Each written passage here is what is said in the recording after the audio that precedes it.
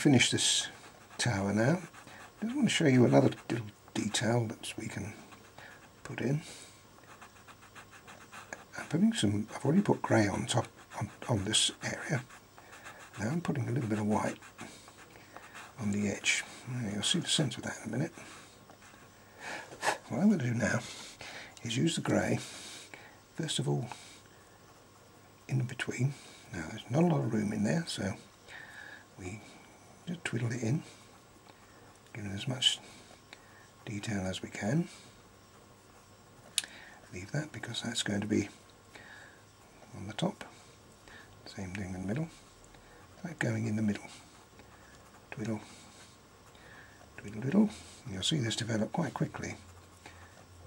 In the middle. That's it. Down to there.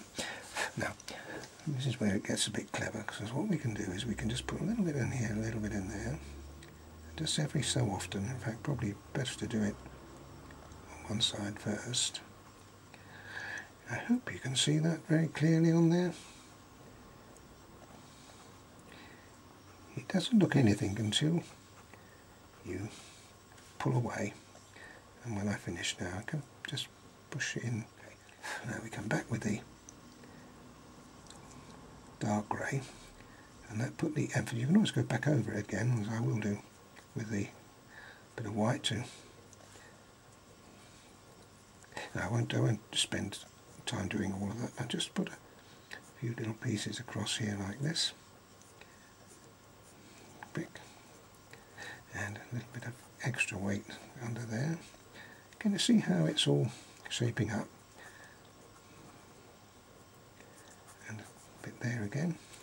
Now, just here and there, you can put a little bit of white in. You don't want too much of this. You don't need it all the way down. Just to indicate here and there, like that.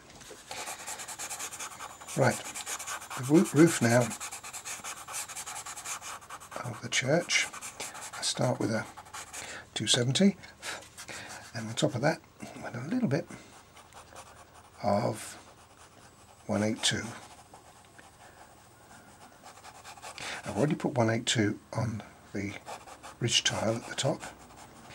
Now the idea is we're trying to create texture. This is why I'm not just putting the colour over the whole thing. And then the other colour is 187, as I want it to be. It's like a reddy colour roof, reddish. So we'll use a reddy ochre for that. Okay, well that's fine. I think that's all I need for the moment. Now what I'm going to do now is use my colour shaper, and again, rather like I did when I did the trees here, what I'm doing is just pushing it in. I don't want to rub it too much because I don't want to have too much of a blend.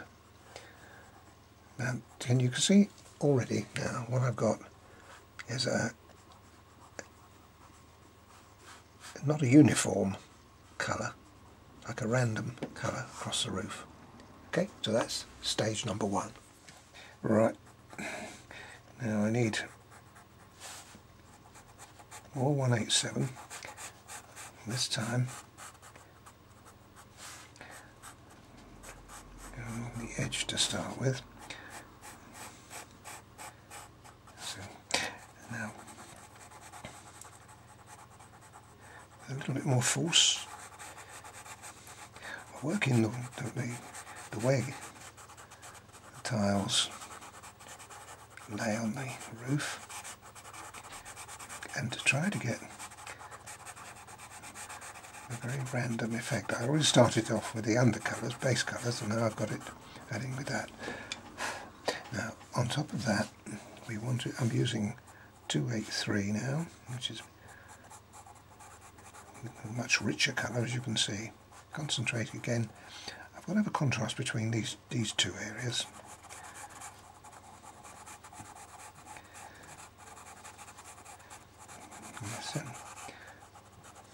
Down on this edge here.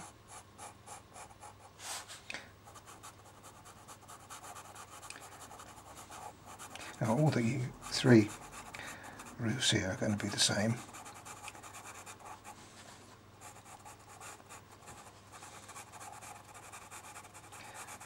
So I'll only do this one. You see, leaving little gaps like that is quite nice, and every time you did it, you do something slightly different. That's looking good. Now another colour I'm going to use is the Indian red, which adds another tone to it.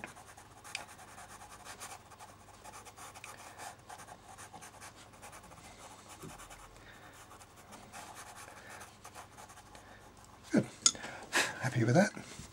Now the final colour I'm going to use is a dark brown 177, and this is going to be just, because I've got a nice sharp point on it, I can get a little bit of detail on that edge. I don't have to be terribly fussy, it's a long way away. So just as long as I've got, there we are, that's nice, down on there. Now as I come, because I want to give the impression of tiles, I go across the roof in a, I would call a Morse code technique. Dot dash, dot dot dash, dot dot dash, dot dash. Do it in the angle of the roof itself.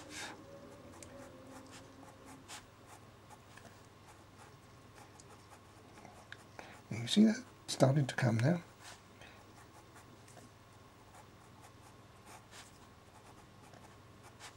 Obviously you notice it more when I hit the lighter areas.